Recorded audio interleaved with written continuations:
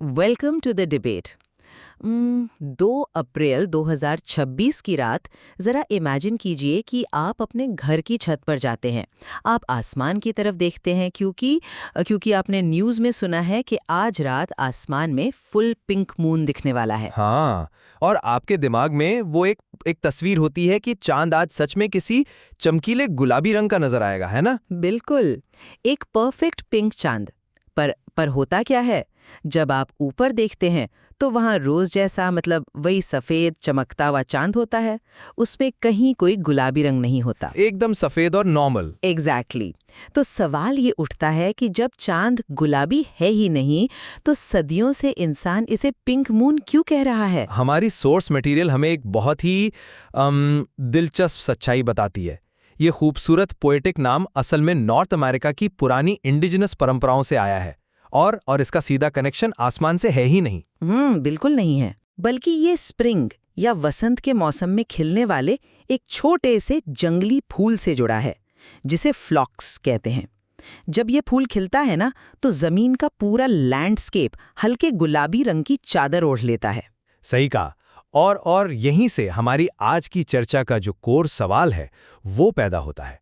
क्या pink moon जैसी खगोलीय घटनाएं इस बात का सबूत है कि हम इंसान अपने इस अपरिवर्तित शांत आसमान पर अपनी मानवीय संस्कृति को थोप रहे हैं? मतलब उसे एक कैनवस की तरह यूज करके अपनी कहानी प्रोजेक्ट कर रहे हैं? या फिर ये चांद के बारे में है ही नहीं और ये सिर्फ हमारी बदलती हुई धरती और नेचर के साथ हमारे गहरे कनेक्शन का एक दस्तावेज है? तो देखिए, आज मैं इस बात पर जोर दूंगी कि ये नामकरण आसमान की शाश्वत स्थिरता और इंसानी मनोविज्ञान के बारे में है। हम उस ब्रह्मांडीय शून्यता को अपनी कहानियों से भरते हैं। चांद एक कैनवस है जिस पर हम अपने रंग उकेरते हैं। और मैं इस बात को बिल्कुल अलग नजरिए से देखता हूं। मेरा मानना है कि इंसानों ने कभी आसमान को केंद्र में रखा ही नहीं। ये नामकरण पूरी तरह से वनस्पति विज्ञान, हमारे बदलते मौसमों और एक छोटे से फूल के जरिए धरती से हमारे जमीनी जुड़ाव का प्रतीक है। आसमान केवल एक आईना है, असली तस्वीर तो जमीन पर बन रही थी। ठीक है, तो इस विचार को थोड़ा गहराई से एक्सप्लोर करते हैं। मैं चाहूंगी कि हम सोर्स मटेरियल की उस लाइन पर फोकस करें जो मेरे हिसाब से सबसे पावरफुल है। लाइन है, आसमान वही रहता है लेकिन हम उसे हर बार नए तरीके से देखते हैं। मुझे लगता है ये सिर्फ एक पोएटिक लाइन नहीं है, ये ह्यूमन साइकोलॉजी का बहुत गहरा सच है। आप जरा सोचिए, हजारों सालों से इंसान आसमान को क्यों देखता आ रहा है? क्योंकि वो वहां मौजूद है। सिर्फ इसलिए नहीं, इसलिए क्योंकि हमारी इस धरती पर, हमारी इस भौतिक दुनिया में सब कुछ बदलता है। मौसम बदलते हैं, लोग पैदा होते हैं, मर जाते हैं, परिदृश्य बदल जाते हैं, मतलब हर चीज नश्वर है। ऐसे में जब एक अर्ली ह्यूमन ऊपर देखता है तो आसमान और चांद उसे एक अचूक स्थिरता का एहसास देते हैं। चांद उस इंसान के लिए एक कॉस्मिक एंकर का काम करता है। अच्छा, मैं समझ रहा हूं आप क्या कह रही हैं। एक एंकर जो बदलता नहीं है। बिल्कुल, और क्योंकि वो बदलता नहीं है, इंसान उस अनंत डरावनी शून्यता को सहने के लिए उसे अपनी भाषा देता है। जब नॉर्थ अमेरिका के इंडिजिनस लोगों ने इस सफ़ेद चांद को पिंक मून कहा, तो वे चांद की साइंस नहीं पढ़ रहे थे। वे एक तरह से उस खाली कैनवस पर अपनी संस्कृति, अपना अर्थ थोप रहे थे। चांद का गुलाबी ना होना और फिर भी उसे गुलाबी कहना, ये इस बात का अल्टीमेट प्रूफ है कि हम आसमान को वैसा नहीं देखते जैसा वो है। हम उस पर अपने रंग प्रोजेक्ट करते हैं। आपकी ये थियरी सुनने में बहुत फैसिनेटिंग है कि हम ब्रह्मांड के खालीपन को भरने के लिए आसमान पर अर्थ थोप रहे हैं। लेकिन मैं इस बात से बिल्कुल एग्री नहीं करता। मुझे लगता है आप यहाँ एक बहुत बेसिक चीज़ मिस कर रही हैं।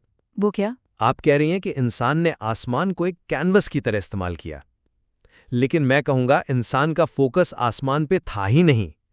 सोर्स का दूसरा वाक्य याद कीजिए, चांद का रंग नहीं बदलता, बदलती है धरती। ये कोई खगोलीय या दार्शनिक वंदना नहीं थी, ये एक विशुद्ध रूप से प्रैक्टिकल और सर्वाइवल से जुड़ी हुई चीज थी। सर्वाइवल से जुड़ी चीज? एक फूल के नाम पर चांद का नाम रखना सर्वाइवल कैसे हो सकता है? क्योंकि इंडिजिनस ट्रेडिशंस में हर फुल मून का एक नाम होना कोई एस्ट्रोनॉमी का शौक नहीं था। जरा सोचिए, नॉर्थ अमेरिका में जब स्प्रिंग आता है उससे पहले क्या होता है? एक लंबी, जानलेवा और कठोर सर्दियां, बर्फ की सफेद चादर, जब वे रात में आसमान की ओर देखते थे तो वे चांद की स्थिरता से कोई फिलॉसफिकल सुकून नहीं ले रहे थे। वो बस ये देख रहे थे कि इस खास चांद के निकलने का मतलब है कि अब बर्फ पिघलेगी और धरती पर फ्लॉक्स के फूल खिलेंगे, यानी अब जीवन वापस आएगा। तो आप कह रहे हैं कि ये सिर्फ एक बायोलॉजिकल मार्कर था? एग्जैक्टली। ये वनस्पति विज्ञान और धरती के बदलते लैंडस्केप का जश्न था।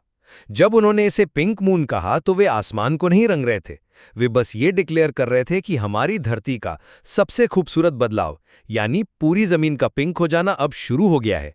आसमान उनके लिए सिर्फ एक नोटिस बोर्ड था, लेकिन जो असली इवेंट हो रहा था वो धरती पर हो रहा था। मैं मानती हूँ कि ज़मीनी बदलाव और उस फ्लॉक्स फूल का खिलना एक फिजिकल रियलिटी है, मैं इससे इनकार नहीं कर रही। लेकिन अगर ये सिर्फ और सिर्फ धरती के बदलने के बारे में ही था, तो हमने इस पूरे मौसम का नाम चांद पर क्यों रखा? मतलब आप क्या कहना चाह रही हैं? मेरा मतलब है, अगर फोकस सिर्फ धरती पर था तो इंडिजिनस कल्चर्स इस मौसम को फ्लॉक्स का महीना कह सकते थे या गुलाबी वसंत कह सकते थे। लेकिन उन्होंने उस खगोलीय पिंड को अपनी पहचान का सेंटर बनाया। उन्होंने कहा पिंक मून। इसे ऐसे समझिए, मान लीजिए आपके कमरे में एक दीवार घड़ी लगी है। ठीक है। दीवार घड़ी, अब उस घड़ी का डायल कभी नहीं बदलता। सुइयां अपनी जगह पर रहकर सिर्फ एक ही चक्र बार बार पूरा करती हैं। लेकिन वो डायल हमें ये एहसास कराता है कि हमारे जीवन में क्या बदल रहा है ना? चांद उस घड़ी के डायल की तरह है। उसकी स्थिरता ही हमें हमारे जमीनी बदलावों को मापने का एक फ्रेमवर्क देती है। जब हम पिंक मून कहते हैं तो हम उस फ्लॉक्स फूल को चांद के कॉन्टेक्स्ट में डिफाइन कर रहे हैं, न कि चांद को फूल के कॉन्टेक्स्ट में। ये आसमान की उस सुपीरियर पोजीशन को दिखाता है जो हमारे हर बदलाव को एक रेफरेंस पॉइंट देता है। ये दीवार घड़ी वाली एनालॉजी बहुत शानदार है, सच में। लेकिन आप इससे जो कंक्लूजन निकाल रही हैं वो मुझे बिल्कुल उल्टा लगता है। उल्टा कैसे? घड़ी हमें टाइम दिखाती है, चांद हमें सीजन दिखाता है। इसमें उल्टा क्या है? मैं बताता हूं। जब आप दोपहर को अपनी दीवार घड़ी देखती हैं और सुइयां 12 पर होती हैं तो आप कहती हैं लंच का टाइम हो गया। उस वक्त आप क्या सेलिब्रेट कर रही होती हैं? क्या आप घड़ी के डायल का जश्न मनाती हैं? जाहिर है नहीं, मैं अपने लंच के बारे में सोचती हूँ। एग्जैक्टली। आप अपनी भूख और अपनी दिनचर्या पर फोकस करती हैं। घड़ी सिर्फ एक टूल है, एक टाइमर है। सोर्स मटेरियल भी बड़ी स्पष्टता से कहता है कि नाम का संबंध एक छोटे से फूल से है। इंडिजिनस लोगों ने आसमान को इसलिए नहीं चुना क्योंकि वे आसमान को बहुत महत्व देना चाहते थे या उसे सुपीरियर मानते थे।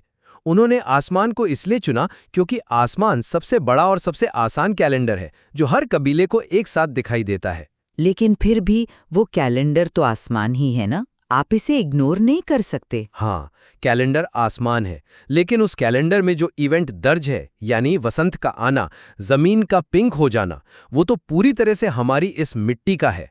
जब नॉर्थ अमेरिका का पूरा लैंडस्केप वाइल्ड फ्लावर से हल्के गुलाबी रंग में भर जाता है तो वो एक फिजिकल रियलिटी है जिसे इंसान महसूस कर रहा है। आसमान में चमकता हुआ चांद उस रियलिटी का सिर्फ एक मूक गवाह है। चांद इस कहानी का हीरो नहीं है, वो सिर्फ स्क्रीन है जिस पर धरती की कहानी प्ले हो रही है। ठीक है, मैं आपकी इस बात से एग्री कर सकती हूँ कि चांद एक स्क्रीन या कैलेंडर की तरह काम कर रहा है। लेकिन अगर हम चांद को सिर्फ एक कैलेंडर मान लें तो हमें उस चीज के बारे में बात करनी होगी जिसे ये कैलेंडर असल में मापता है, और वो चीज है समय। पर समय तो एक बहुत ही प्रैक्टिकल चीज है। इस कॉन्टेक्स्ट में प्रैक्टिकल है, लेकिन सिर्फ प्रैक्टिकल नहीं है। सोर्स मटेरियल में एक बहुत गहरी लाइन है। हम बात करेंगे समय की, प्रकृति की और उस इंसानी जुड़ाव की जो हजारों सालों से आसमान को देखता आ रहा है। समय कोई साधारण या आसान कॉन्सेप्ट नहीं है। साइकोलॉजिकली सोचिए, हजारों सालों से अर्ली ह्यूमन समय की विशालता से घबराता रहा है। समय एक ऐसा डरावना, अमूर्त नदी का बहाव है जो कभी नहीं रुकता, सब कुछ खत्म कर देता है। अच्छा, तो आप कह रही हैं कि इस डर की वजह से उन्होंने चांद को नाम दिए? हाँ, क्योंकि जब आप समय को सिर्फ दिन और रात की गणित में देखते हैं तो वो बहुत नीरस और अमानवीय लगता है। इसलिए इंसान ने क्या किया, उसने आसमान के इस रेगुलर लूप को, एक फुल मून के साइकिल को एक सुंदर पोएटिक नाम दे दिया। पिंक मून कहना सिर्फ ये बताना नहीं है कि फूल खिल रहे हैं, ये समय की उस डरावनी अमूर्तता, उस इन्फिनिटी को पकड़ने और उसे एक ह्यूमन स्टोरी में ढालने की कोशिश है। ये हमारा इंसानी जुड़ाव है जो समय जैसी ठंडी और लॉजिकल चीज को एक इमोशनल पिंक कलर दे देता है। हम समय को ह्यूमन बना रहे हैं। मैं आपकी बात समझ रहा हूँ। ये सुनने में बहुत खूबसूरत लगता है कि इंसान ने समय को ह्यूमन बनाने के लिए आसमान पर कविता लिखी, लेकिन मुझे लगता है आप फिर से अर्ली ह्यूमंस को बहुत ज्यादा फिलोसॉफिकल मान रही हैं।